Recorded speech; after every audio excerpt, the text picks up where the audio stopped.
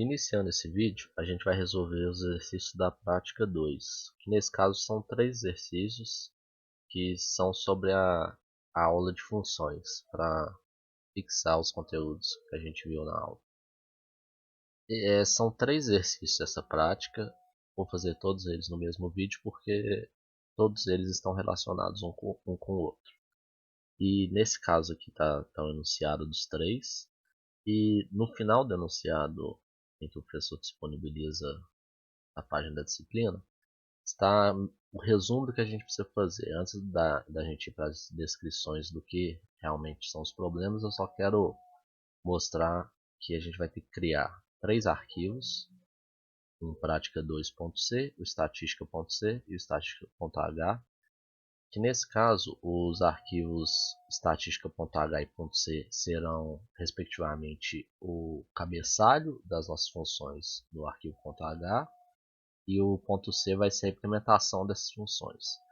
E esse prática2.c vai ser a função main, que vai realizar essas chamadas das funções que a gente criou em outros arquivos para fazer o teste e ver se elas estão funcionando.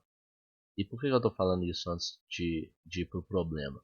É porque inicialmente, para implementar nossas funções e para confirmar se elas estão funcionando, eu vou criar tudo no arquivo prática2.c e depois vou modularizar esse código, ou seja, vou criar esses 2 arquivos, colocar do jeito que o problema pede. É só para ficar mais didático.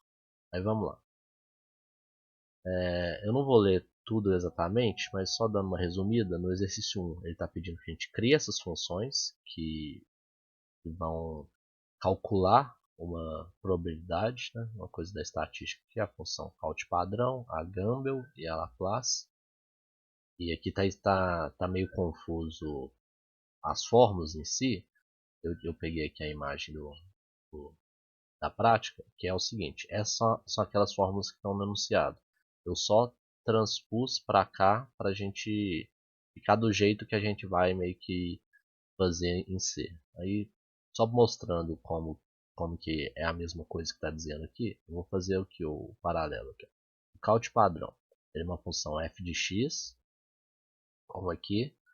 E aí o que vai ser essa função? Vai ser 1 sobre π que multiplica 1 mais x ao quadrado. Que é a mesma coisa que isso aqui, ó. 1 sobre. Aí isso aqui tudo está em parênteses porque a divisão é sobre isso tudo. E aqui está o π que multiplica 1 mais x ao quadrado. Esse símbolo aqui é só para eu mostrar como que vai ser a exponenciação, mas a gente vai fazer diferente no código. É só para visualizar aqui que é a mesma coisa, que é essa aqui. Agora a gente pode ver que a função Gamble, ela é uma função de x, mi e beta, que corresponde a esse lado da equação, né? 1 sobre beta, que multiplica e elevado a menos z mais e elevado a menos z, em que z é x menos mi sobre beta, quer dizer. Então, é a mesma coisa, vamos só olhar aqui, ó. 1 sobre beta, em parênteses, porque essa divisão vai multiplicar esse e elevado a alguma coisa. Então, isso multiplica o e elevado ao quê? Aí vai ser o menos, e entre parênteses, o z mais e elevado a menos z. Então, z mais e elevado a menos z. Mesma coisa também. E aí o z, no caso, é x menos mi, isso tudo dividido por beta. A mesma coisa daqui. E por último, a função Laplace, que vai ser f de x, mi e b. Nesse caso, diferente. Aqui é o beta, aqui é o b. E aqui vai ser o quê? 1 sobre 2b, que multiplica e o e vai ser elevado a isso aqui tudo, menos módulo de x menos mi sobre b. Então, só transpondo aqui. 1 sobre 2 vezes b, então, mesma coisa, 1 sobre 2 vezes b, entre parênteses, multiplica e elevado a menos módulo de x menos mi, isso tudo sobre b. que é a mesma coisa aqui. Se quiserem dar uma pausa e ver que isso é a mesma coisa disso aqui, vocês fiquem à vontade. Mas é só para a gente depois, quando for usar no código, vou passar isso mais rápido. E aí que tem umas observações que o professor coloca no enunciado, que a função esp de x vai ser o que a gente vai usar para calcular e elevado a x, pabs de x, que vai ser a função para calcular o módulo de x, são todas bibliotecas do math.h. E nesse caso também aparece o pi em uma das funções, e ele recomenda ou a gente usar essa aproximação ou então usar uma constante da biblioteca math.h. Eu vou usar essa constante π aqui mesmo, porque fica mais visual para a gente o que realmente está sendo o π que a gente está colocando, mas fiquem à vontade se quiserem usar a constante já pronta da math.h. E beleza, tem umas observações aqui que algumas funções podem ter vários parâmetros, a primeira só tem uma e as outras duas têm 3 parâmetros. Então tá, agora a gente vai fazer o que eu falei. Eu vou criar essas funções e implementar elas no prática 2.c. Então, criando aqui, prática 2.c. Então, como a gente viu, a gente vai precisar da função math.h e além dela a gente vai precisar da função fdio para fazer os testes, né? Eu estou criando no arquivo principal, primeiro para testar. Então a gente pode começar incluindo stdio.h e incluindo a função math.h.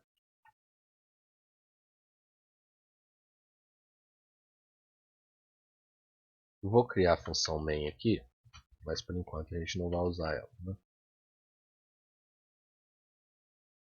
Como o professor mostrou na aula, a gente usa diferentes formas de inclusão aqui na linguagem C.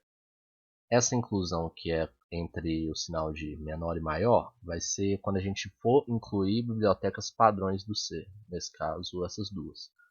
Como a gente vai criar os arquivos modularizados, a gente vai precisar incluir no arquivo principal. E nesse caso a gente usa o outro include, que seria esse aqui, que é com aspas. Depois eu vou mostrar como que a gente vai usar ele, mas só comentando isso de uma vez. Agora a gente pode criar as funções efetivamente para calcular as probabilidades e depois a gente modulariza. Vou chamar a primeira função de Cauchy. Agora a gente já consegue entender que esse tipo que eu estou colocando antes é o tipo do retorno da minha função. Nesse caso, quando a gente falava que a função main que a gente estava criando era a função mais simples, era a versão mais simples da função main, é porque nesse caso ela não está retornando nada. E o retorno dela só é útil para processamento interno do computador, para ver se aconteceu algum erro ou não. Então, nesse caso, como nossos problemas estão muito simples, a gente está usando ele sem retorno. Nesse caso, a função Cauchy, o que ela vai fazer? Ela vai, a partir de x, ela vai calcular esse valor e vai retornar esse valor. Então, esse valor vai ser um valor decimal, porque envolve divisão, envolve um número irracional que é π, envolve exponenciação. Então, como as nossas variáveis de entrada também vão ser float, vão ser decimais, então vai ser a mesma coisa. Aí a gente pode colocar o que ela vai receber. Ela vai receber x, né? A gente pode colocar float x. Então o parâmetro que é o quê? Que é quando a gente for chamar essa função, a gente vai passar um parâmetro que vai ser x e a partir desse parâmetro a gente vai calcular. Então, o que vai ser a implementação dela efetivamente? Vai ser apenas esse retorno. Então, vai ser um retorno, que é o comando return, e o que a gente quer calcular. Vou copiar aqui para a gente fazer as modificações. Aqui aparece o π, né? Então, como eu falei, a gente vai usar uma constante, que vai ser o quê? usar o comando define, que mais para frente no curso acho que vai ter uma parte mais específica de constantes, mas basicamente são coisas que eu provavelmente vou usar ao longo do código e eu quero escrever ele uma vez só. Então, quando eu coloco, por exemplo, p, define p, espaço, o valor, 3.14, copiar aqui. Quando eu coloco isso, onde eu colocar pi, onde no programa ele identificar que tem pi, ele vai substituir pela essa constante que eu defini lá em cima. É basicamente o compilador do código. Depois dele ler todas as instruções, ele vai identificar onde está escrito pi e vai colar essa coisa que a gente colocou aqui. Nesse caso é pi. Agora a gente pode terminar de alterar aqui. No caso, ele está dando erro, porque esse não é o jeito certo de fazer exponenciação em C. Como é que vai ser? A gente vai ter que usar a função poll. Eu acredito que pela descrição o professor não mencionou a função poll, porque a gente poderia simplesmente colocar x vezes x. Nesse caso também seria x ao quadrado. Vou colocar o ponto e vírgula aqui para sair o erro. Também daria certo. Só que a função poll ela também é muito simples de usar, que também é outra função da biblioteca math.h para realizar a operação de exponenciação. Então, quando a gente coloca poll, e aí os parâmetros dela vão ser a base da exponenciação e depois o expoente. Então, quando a gente coloca isso, a gente está falando que vai ser x elevado a 2, e aí essa função vai retornar esse resultado, que a gente vai somar 1, multiplicar por π, e vai ser 1 dividido por isso tudo. Que é exatamente o que a função deve fazer. Nesse caso, a gente pode ver que eu instalei uma extensão que ajuda a gente a não se perder nesses parênteses. Então, por exemplo, ele coloca os parênteses da mesma cor como os parênteses que correspondem ao início e o fim de alguma coisa. Então, amarelo está aqui relacionado à função poll. Depois tem o parênteses azul, que é para mostrar que vai ser 1 mais isso tudo. Depois vai multiplicar por π. E aí depois o último parêntese rosa que está aqui, que vai ser essa multiplicação. Então é interessante também usar esses recursos. Por isso que eu estou criando aqui para a gente já visualizar se está calculando certo as funções. Aí a gente pode meio que misturar as coisas que no exercício 3 a gente vai fazer esses testes, mas ele tem um exemplo do que é a entrada dessa função e o que a gente tem que esperar da saída. Então a gente pode fazer o seguinte. Aqui na função main, a gente vai imprimir printf o que? Vou colocar assim, count, dois pontos, f de menos 2, que é o que está no exemplo, vai ser igual a. Aí aqui a gente coloca a vírgula, faltou o identificador f, que vai ser o float que a gente quer ver, e a gente pode realizar a chamada da função, count menos 2. E vocês podem perceber que apesar de eu ter colocado um número inteiro aqui, menos 2, ele vai ser interpretado como um float. Então, nesse caso não tem problema colocar um inteiro sendo que aqui é float. O que ele vai fazer é transformar esse inteiro em float. Ou seja, dessa maneira eu poderia colocar tanto menos 2 quanto menos 2.0. Estaria no mesmo. E outra coisa, essa operação ela vai chamar, isso aqui vai executar, e ele vai imprimir o retorno disso. Eu poderia criar uma variável e atribuir esse valor a uma variável. Só que nesse caso, para deixar mais simples, a gente já exibe na função. Mas em casos de problemas que a gente precisa utilizar esse valor várias vezes, aí a gente guarda numa variável para não precisar ficar realizando a chamada de função várias vezes. Então, é isso. Agora a gente pode salvar, Ctrl S e testar. Podemos ver aqui que foi criado o arquivo. E eu estou fazendo isso também para a gente compilar mais fácil, igual a gente já está acostumado. Depois eu faço as modificações que o problema pede. Então gcc, traço. Não, o nome do arquivo, prática 2.c, flag O. Vou chamar de teste, vou chamar o mesmo nome. Não deu nenhum erro, a gente pode executar. Aí, count de f de menos 2 é igual a 0.063662. É o mesmo valor. Então tá certo. A gente pode seguir para a segunda função.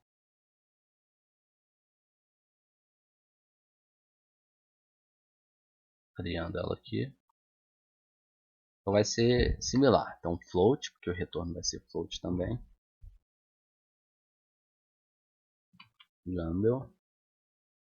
Então, nome certo. Só que aí ele vai receber 3 parâmetros, né? Então a gente vai criar esses 3 parâmetros. Float x, float mi, float beta. Uma coisa aqui para a gente se atentar, que já está na aula, mas só reforçando, existe uma coisa chamada escopo das variáveis. Então, nesse caso, quando eu crio essa função Gamble e coloco float x, esse x aqui ele é independente desse. Não tem problema eu colocar o mesmo nome. Eu poderia colocar o mesmo nome e ser uma variável de outro tipo, se colocasse inteiro aqui. Por que isso acontece? Porque as variáveis, digamos assim, elas têm um tempo de vida que está limitado à função em que ela está dentro.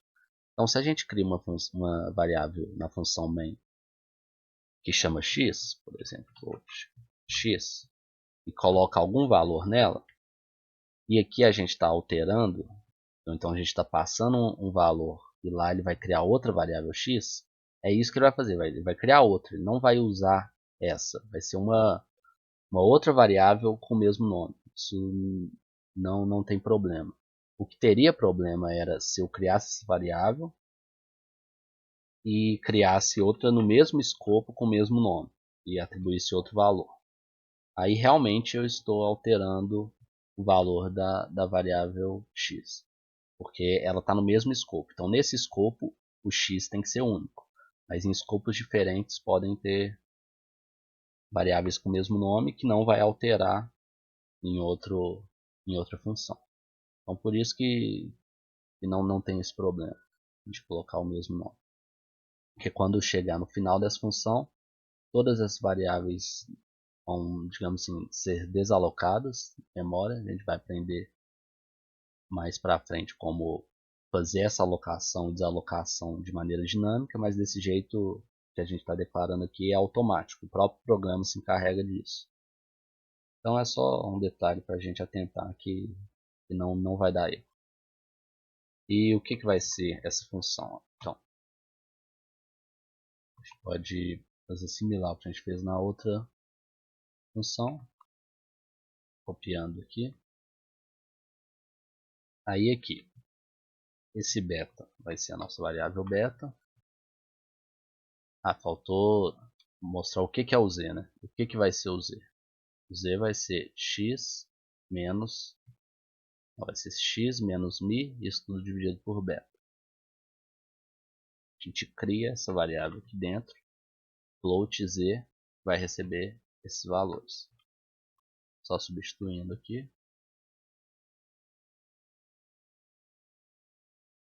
Então agora a gente tem o que quer z, agora identifica o que quer z. Falta só a gente fazer essa operação de E elevado a alguma coisa. Como no enunciado o professor fala, a gente vai usar a função esp de x. Então o que seria esp de x? Seria o E elevado a alguma coisa, essa alguma coisa vai ser o nosso x. Então nesse caso, aqui, isso vai virar esp disso aqui tudo. Só que, por sua vez, aqui dentro tem outro exponenciação de e elevado a menos e. Então aqui vai ser também esp de menos e. Aí dessa maneira vai ser esp de menos e. A gente pode até tirar os parênteses agora. Vai ser essa operação. Então vai chamar essa função, depois vai somar z.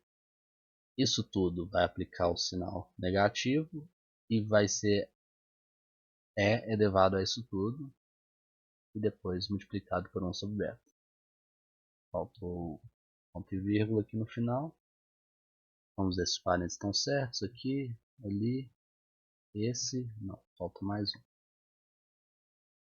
Não, nesse caso esse é irrelevante também. Ele já está aplicando essa função, então a prioridade vai ser aplicar a função depois a multiplicação. Então dá no mesmo. Agora a gente pode fazer o teste. Vamos fazer de forma similar aqui. Fazer as alterações. Lambda de f, de o que vai ser aqui? Pode conferir aqui nos esses três. Vai ser 0, 0.5 e 2. Então vai ser 0, 0.5 e 2. Só conferindo. Isso mesmo. Aí a gente faz a chamada para esses valores. Então vai ser Gamble 0, 0.5, 2. Salvei Ctrl S e vamos rodar para conferir de novo. A gente pode compilar agora e testar. Falta um /n aqui, né? A gente pode deixar até mais simples, ó. Dar um /n no começo, no final da primeira saída e depois a gente dá só no final da segunda. Vai ficar de uma maneira interessante. Vamos compilar de novo. Teste. Aí vamos conferir lá. 0.177786. 0.177786. Então tá certo.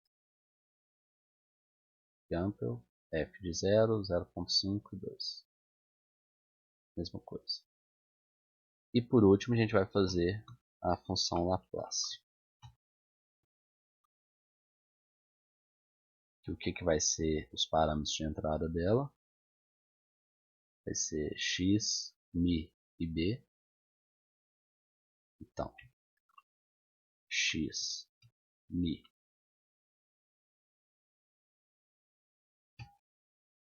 b. E aí o que vai ser o retorno dela? A gente vai calcular. Como a gente fez anteriormente, copiando aqui e fazendo as modificações. O b está certo. O e elevado a isso aqui tudo a gente já viu. Vai ser esp elevado a isso tudo. A função que colocando mi. A função módulo, como o professor mostrou no enunciado, vai ser a função fabs, que é de float. Vai ser a função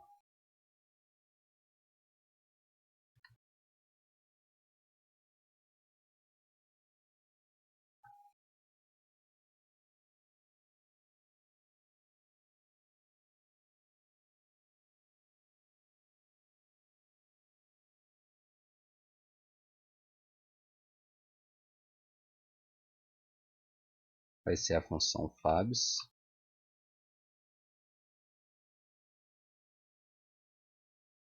que vai calcular o valor absoluto de x menos mi e depois aplicar o sinal negativo e dividir aqui. Está correto, né? Todos os parênteses estão, só faltam. Também é desnecessário nesse caso. Então seria isso. Só o ponto e vírgula aqui. E a gente pode fazer similar às outras chamadas. Então vai ser aqui Laplace. E vamos olhar o exemplo. Menos 6, menos 5 e 4. Menos 6, menos 5, 4. Conferindo.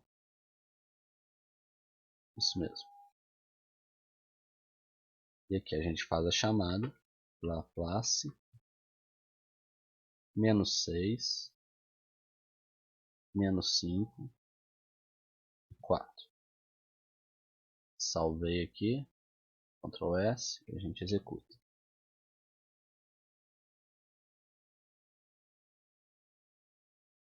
Então deu 0.097350. 0.097350. Tá certo. Então nesse caso a gente acabou fazendo o 1 e o 3 juntos. Então o exercício 1 era fazer a implementação dessas funções. O exercício 3 é fazer o teste que a gente fez. Agora a gente precisa criar e compilar o módulo. Ou seja, a gente vai modularizar nosso código. Não deixar tudo no mesmo arquivo. Que é uma boa prática para quando a gente for usar várias funções, ou se a gente quiser usar essas mesmas funções em outro problema, sem precisar executar essas chamadas. Aí fica, sempre que a gente precisasse usar essas funções de estatística, já estaria num arquivo que só tem elas, e não necessariamente o que a gente está usando nesse exemplo. Então como que a gente vai fazer isso? Como no final que fala, a gente vai ter esses dois arquivos aqui, estatística.h e .c, e a gente vai criar eles e fazer as alterações necessárias. Então, criando aqui estatística.h e aqui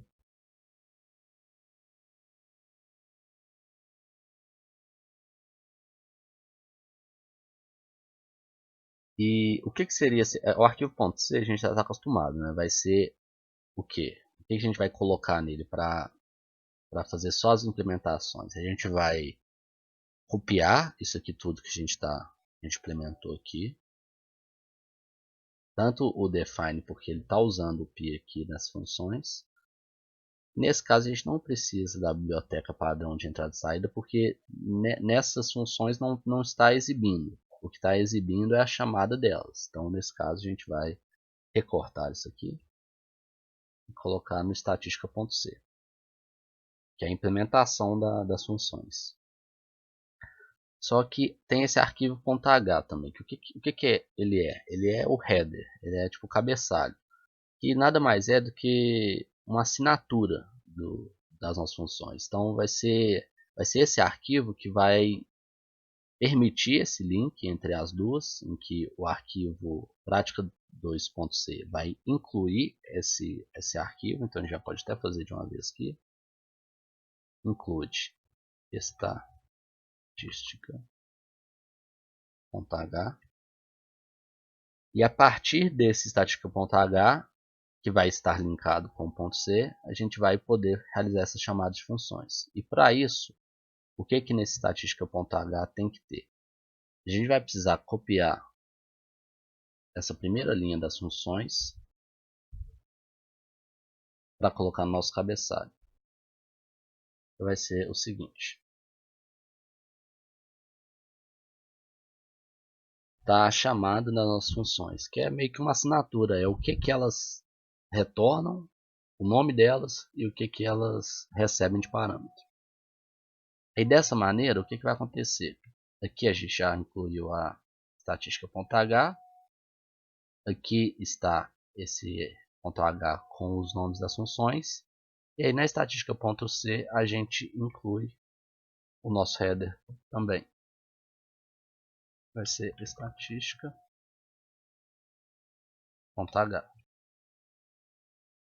A gente incluiu ela e definiu o que vai ter nela.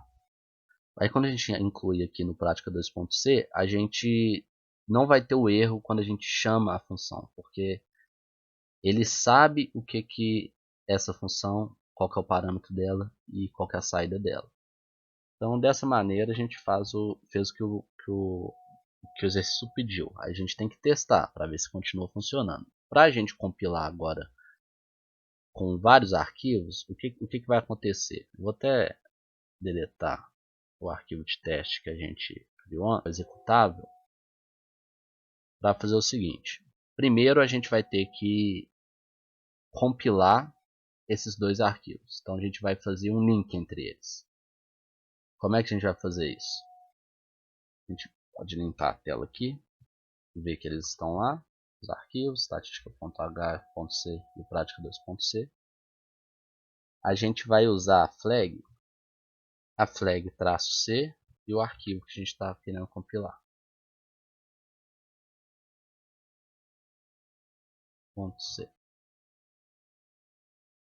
A gente pode ver que ele criou esse arquivo estatística.o, que é um objeto. Então ele compilou o estatística.c, que está incluindo o header, e fez essa ligação a partir desse programa. Então esse executável está efetivamente fazendo essa ligação. Então a gente vai usar ele na hora de compilar o nosso programa main, para ele entender que o que ele está usando é essas implementações. Então como a gente vai fazer isso? A gente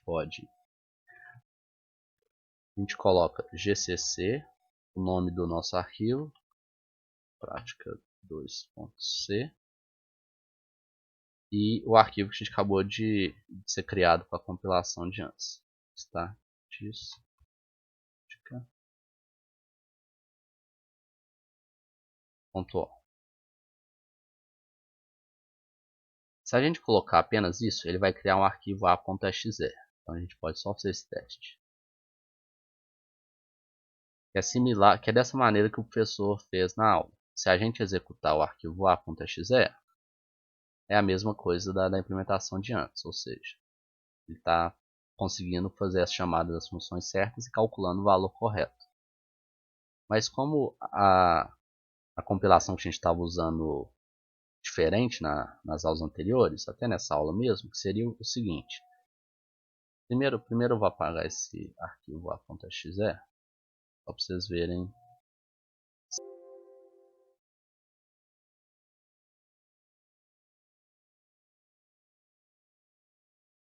E agora a gente pode ver que ele não está aqui mais. E a gente pode usar uma compilação similar àquela que a gente tinha feito. Só aumentar aqui. Só que agora a gente vai colocar o seguinte. A gente coloca aquela flag -o e o nome do executável que a gente quer. Então se a gente quiser colocar, por exemplo, teste, ele vai criar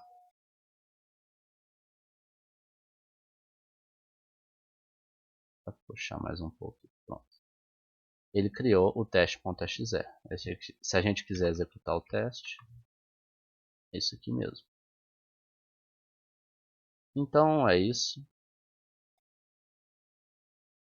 Dessa maneira a gente encerra esse vídeo com os exercícios da prática 2.